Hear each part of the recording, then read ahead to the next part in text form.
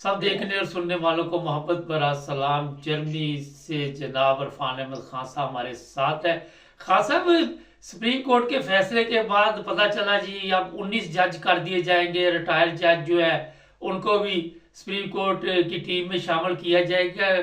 क्या देख रहे हैं, क्या होने वाला है पाकिस्तान में? देखें, जो हम जो है ना, कौम ऐसी है कि क्यास आराइयों पर ज्यादा चलते हैं। हम्म। एतहाद जजों का मामला जो है ये काफी अरसे से चल रहा है। ये सुप्रीम कोर्ट के फैसले के बाद नहीं शुरू हुआ, उससे पहले ही इसकी आवाज जो है वो उठनी शुरू हो गई थी। इसलिए कि सुप्रीम कोर्ट के अंदर जजिस की कमी है। अभी भी 4 जजिस की कमी है, 4 जजिस इन्होंने लिए हैं, लेकिन फिर भी अभी कमी है। और सुप्रीम कोर्ट के अंदर फैसलों की तादाद जो 17,000 से ऊपर है, तो उसको पूरा करने के लिए ये आवाज उठाई गई थी। और ये कोई पहली बार ऐसा नहीं हुआ। आप देखें, 22 बार अब तक पाकिस्तान की सुप्रीम कोर्ट में एडहॉक जज लिए गए हैं, जिनमें पाकिस्तान के नामवर जजेस भी शामिल हैं। 5 मार्च 1955 को जो जस्टिस एस ए रहमान, जिनका बड़ा नाम है, वो भी सबसे पहले एडहॉक जज बने थे। और जो 22 जज बने हैं अब तक एडहॉक, उनमें 20 आप समझ लें जो ऐसे जज हैं जो अच्छी शोहरत के हामिल थे, सवाए जस्टिस नसीम हसन शाह के, या 1-2 और हैं, भंडारी साहब थे, कराम हुसैन भंडारी वगैरह। उसके अलावा बाकी सारे जजेस जो हैं वो अच्छी शोहरत के हामिल जज रहे हैं। अक्सरियत उनमें अच्छी शोहरत के हामिल जज रही है। इसलिए जरूरत को पूरा करने के लिए अगर एडहॉक जज लिए जाते हैं तो उससे कोई हर्ज नहीं।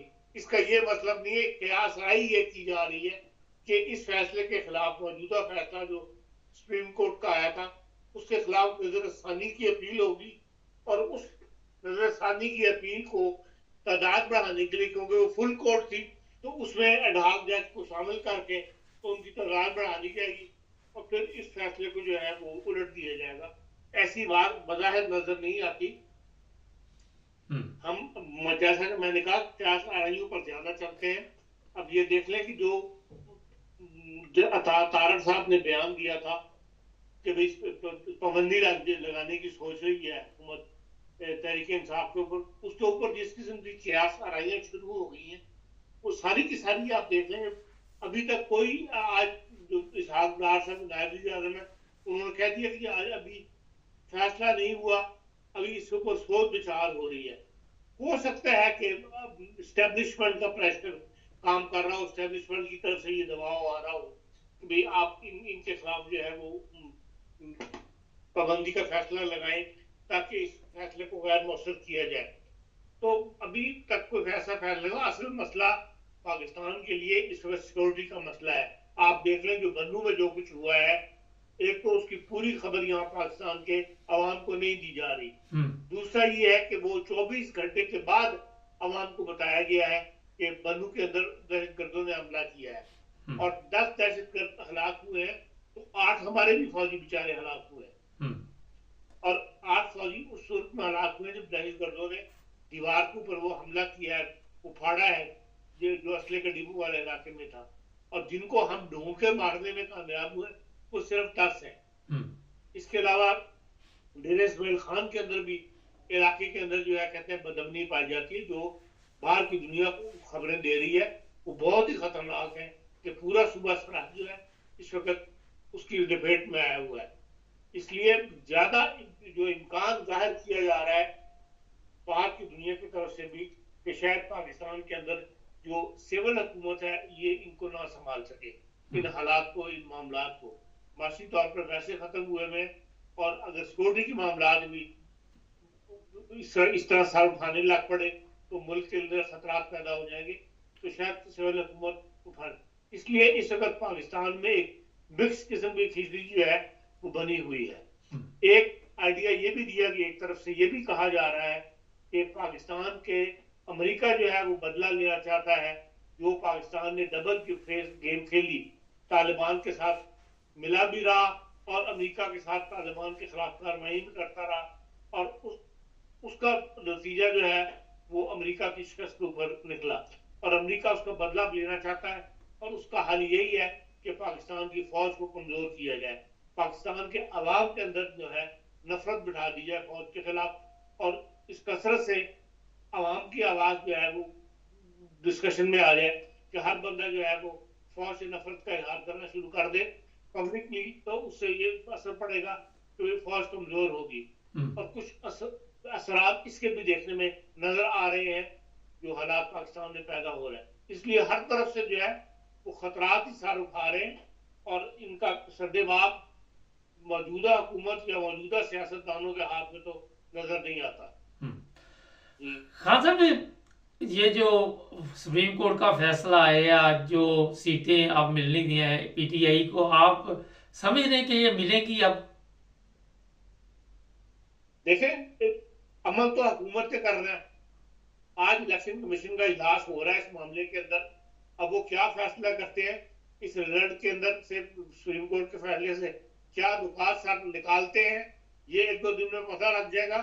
بظاہر جو ماحول بنا ہوا ہے سیاسی، اس میں یہی نظر آتا ہے کہ اس فیصلے پر عمل درآمد حکومت نہیں کرے گی۔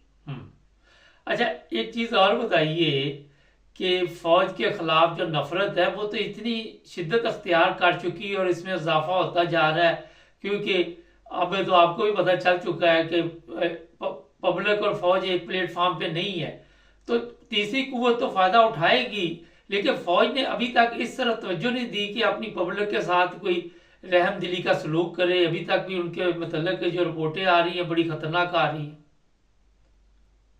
دیکھیں، بات یہ ہے کہ پبلک کا اور فوج کا درمیان میں کوئی ایسا رابطہ تو ہوتا نہیں ہے نا، سوائے اس کے کہ سیلاب آ گیا، زلزلے آ گئے، اس وقت فوج پبلک کے لیے میدان میں نکل آتی ہے، کام کرتی ہے، لیکن جو فوج جو چاہتی ہے وہ اس کو اپنا مقدم سمجھتی ہے اور اسی کے لیے وہ کارروائیاں کرتی ہے، اور وہ کارروائی جو ہے وہ سیاسی عوام کو پسند نہیں آتی، اس لیے فاصلہ کم ہونے کی بجائے مزید بڑھ ہی رہا ہے۔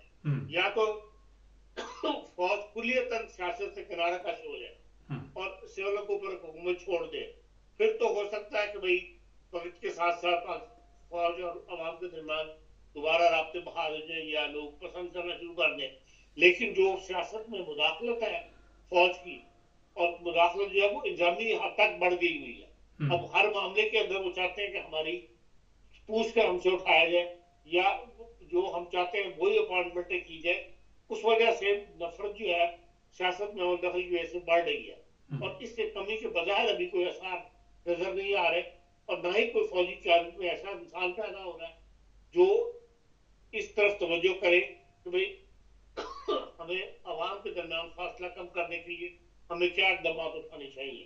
اس طرف ابھی تک رجحان نظر نہیں آ رہا۔ خزم، آپ نے ابھی کہا جناب کہ سپریم کورٹ کے جج جو تھے تمام اچھی شہرت کے مالک تھے، مگر کوئی پاکستان میں حالات تو کسی طرح بھی ٹھیک نظر نہیں آئے، نہ عدالتوں کی طرف سے کبھی کسی اچھے فیصلے نے پاکستان کی حالت کو بدلا، نہ عوام کی حالت کو بدلا۔ دیکھیں، عدالت کے فیصلوں میں تو بعض سیاسی فیصلے ہوتے ہیں جن کا اثر انداز ہوتے ہیں، اور ان سے حالات بدلنے کی بات ہوتی ہے، ورنہ عدالت تو عام طور پہ ایسے فیصلے نہیں ہوتے جن سے حالات تو سیاستدان میں بدلنے ہوتے ہیں، یا جو سیاستدانوں کے ساتھ اقتصادی ماہرین ساتھ ملک ساتھ جڑے ہوئے ہوں، انہوں نے حالات بدلنے ہوتے ہیں، عدالت نے تو نہیں بدلنے ہوتے۔ لیکن پاکستان کا سیاستدان جو ہے وہ ایک عرصے سے آپ دیکھ رہے ہیں کہ وہ کھانے پینے کی طرف، اپنی اسٹیٹس کو بڑھانے کی طرف توجہ زیادہ ہے، اور ملک سے غافل رہے ہیں، اور جو قرضے لگاتے رہے ملتے رہے ہیں ان کو اپنے اسٹیٹس کو بڑھانے پر خرچ کرتے رہے، اس لیے ملک جو ہے وہ آہستہ آہستہ ان حالات کو پہنچ گیا ہوا۔ چلیں، بہت شکریہ خان صاحب کا۔ نہ جی، عدل جب تک عدل نہیں ہوگا، خان صاحب اپنی جگہ ٹھیک ہے جو بھی فرما رہے ہیں، لیکن عدل پاکستان میں نہیں ہے، نہ کسی چھوٹی عدالت میں ہے، نہ سپریم کورٹ میں ہے، نہ ہائی کورٹ میں، اور عدل کے بغیر سسٹم چل نہیں پائے گا۔ جو مرضی کرتے رہے، طاقتور حلقے جو ہے وہ ججوں کو کچھ سمجھتے نہیں ہیں، وہ انڈر پریشر کرتے ہیں، ان سے فیصلے لیتے، تو عدل بالکل زیرو آپ کہہ سکتے ہیں پاکستان میں اس وقت ہے۔ چینل کو سبسکرائب کریں، جڑے رہیں ہمارے ساتھ۔